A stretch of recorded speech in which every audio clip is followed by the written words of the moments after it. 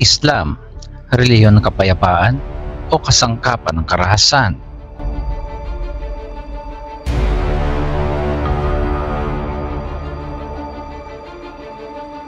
Maraming Muslim ang naniniwala na ang Islam ay relihiyon ng kapayapaan.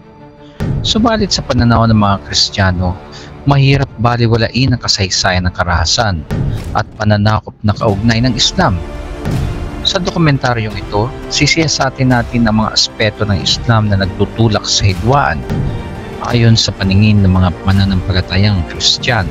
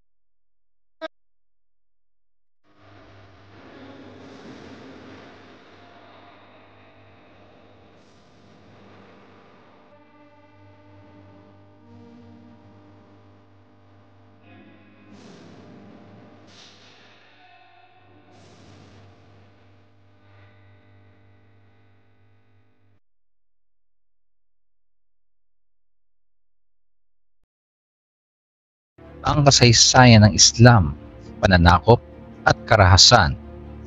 Ayon sa Kristiyanong perspektibo, ang Islam ay hindi nag-ugat sa kapayapaan kundi sa karahasan.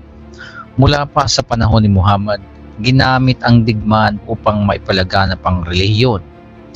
Ang pananakop sa Jerusalem noong ika-7 siglo, ang pagkawasak ng mga Kristiyanong simbahan, at ang forced conversion ng mga populasyon ay patunay ng madugong kasaysayan nito. Ang konsepto ng jihad, ideolohiya ng karahasan. Sa Islam, ang jihad ay salitang Arabic na nangangahulugan bilang banal na digmaan. Para sa mga Kristiyano, ito ay sumasalungat sa mga turo ni Kristo na nagtuturo ng pagmamahal sa kaaway. Mateo 5:44. Ang paggamit ng jihad bilang sandigan ng mga grupong may kinalaman sa terorismo ay nagpapakita ng marahas na interpretasyon sa Quran. Surah Al-Baqarah chapter 2 verse 190, Surah Al-Tawbah chapter 9 verse 41 at Surah Al-Tawbah chapter 9 verse 20 na nananatiling banta sa kapayapaan ng mundo. Ang pamumulitikang konsepto ng Islam, kapangyarihan muna bago kapayapaan. Sa maraming bansa na ang mayorya ay mga Muslim, ginagamit ang Islam bilang kasangkapan upang mapanatili ang kontrol sa estado, katulad na lamang sa Syria. Halimbawa, ang Sharia law na ipinatutupad sa ilang bansa ay pumipigil sa karapatan ng mga Kristiyano, mga kababaihan, at iba pang religious minorities.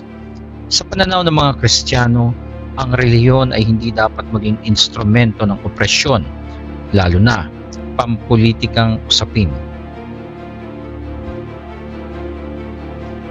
Sektarianismo, pagkakawatak-watak sa loob ng Islam. Ang labanan sa pagitan ng mga Sunni at Shia Muslim ay nagpapatunay na ang Islam mismo ay walang pagkakaisa sa panloob nito. Ayon sa mga Kristiyano, ang relihiyon ng Diyos ay hindi dapat pinagmumulan ng kaguluhan o karahasan, kundi ay nagdadala ng pagkakaisa at hindi pagkakabahabahagi o pagkakahati-hati. Ang banta ng radicalization at terorismo. Para sa mga Kristiyano, ang paglaganap ng terorismo na ginagawang sandigan ng Islam ay nagpapakita ng kawalang katotohanan. Ipinaglalandakan pa naman sana nila na ito ay relihiyon ng kapayapaan o dito matatagpuan ang tunay na kahulugan ng kapayapaan. Ang pagre-recruit ng mga kabataan sa pamamagitan ng social media upang gawing mga martir ay malinaw na indikasyon ng ideolohiyang hindi makadiyos, Islam at persekusyon sa mga Kristiyano. Sa maraming bansa, mga Kristiyano ay inuusig at pinapatay dahil sa kanilang pananampalataya. Ayon sa Open Doors USA, 50 sa 70 mga bansa na ang mayorya ay mga Muslim ay itinuturing na pinakamapanganib para sa mga Kristiyano. Ang tanong, paano magiging relihiyon ng kapayapaan ng Islam kung ito mismo nagpapalaganap ng pag-uusig, kawalang katarungan at kaguluhan? Ang turo ni Kristo versus turo ni Muhammad. Ang Kristyanismo ay nakaugat sa mga turo ni Jesus na nagtuturo ng pagmamahal, pagpapatawad at kapayapaan. Sa kabilang banda naman, si Muhammad, peace be upon him, ayon sa mga ulat, ay nanguna sa mga digmaan at iniutos ang pagpugod sa ulo ng mga kaaway, mapahudyo man o Kristiyano. Paano may tuturing na mapayapa ang isang relihiyon na ang pinuno ay nauugnay sa karahasan? Sa pananaw ng mga Kristiyano, mahirap ipagkibit-balikat ang kasaysayan ng Islam na puno ng karahasan, pananakop at hidwaan.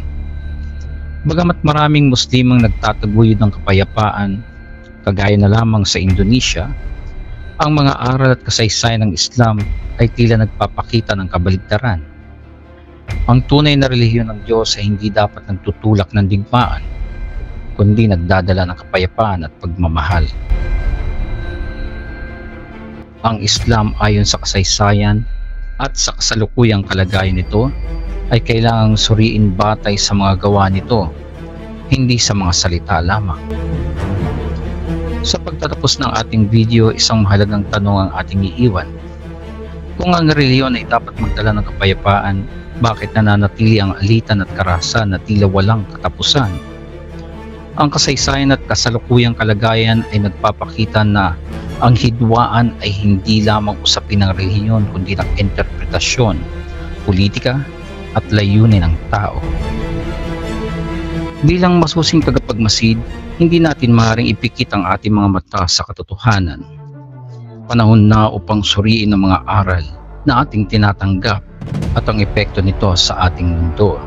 Ang kapayapaan ay hindi lamang dapat maging panawagan, ito'y dapat maging layunin na sinisikap makamit ng bawat isa. Mga kaibigan, ang kaalaman ay kapangyarihan. Huwag tayong matakot na magtanong, sapagkat sa ating pagkilos, maaari nating maipahayag ang tunay na kahulugan ng pananampalataya, ang pagmamahal at pagkakaisa para sa lahat. Maraming salamat sa panonood. Kung nagustuhan mong video na ito at sa tingin mo ay makakatulong itong magdala ng kaalaman sa iba, huwag kalimutang i-like, i-share at mag-iwan ng komento para sa inyong mga opinyon at reaksyon. Sama-sama nating tuklasin ang mga aral, kwento at katotohanan na mahalaga sa ating pananampalataya at kasaysayan. Maraming salamat at magkita-kita tayong muli.